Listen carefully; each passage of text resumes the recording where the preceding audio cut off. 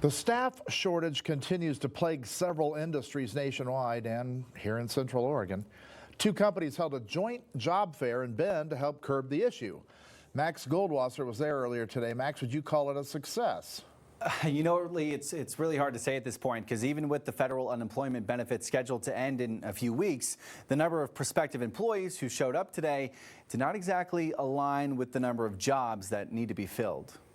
It's been an unexpected last year and a half for Karen Miller. She and her husband both laid off from their jobs at an office supply store in Bend at the start of the pandemic. It was supposed to be a temporary type layoff, and we were hoping to get, hired back on, and unfortunately that didn't happen. In the meantime, the Millers have been collecting unemployment benefits from the federal government. And like many folks, those benefits have been, well, beneficial. I'm thinking, well, I'm making a lot more money now than I was working, so I might as well take advantage of that, as long as I can. Well, now the end is near, so now it's time to get back out there. The American Rescue Plan Act is scheduled to end in just a few weeks on September 4th. That's why the joint job fair in Bend by St. Charles and Express Employment seemed to come at the perfect time. St. Charles and Express Employment have more than 1,000 available positions combined, and the job fair is supposed to play a major role in reducing that number. But as you can see behind me, it's been a fairly slow-moving day.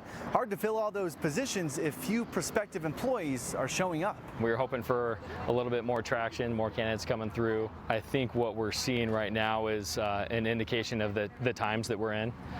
The labor pool is short.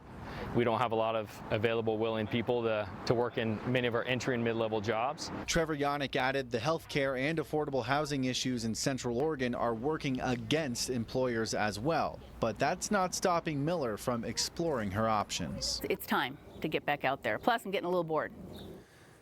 And Yannick was not kidding about this being a sign of the times. As I mentioned, both St. Charles and Express Employment have more than 1,000 positions that need to be filled.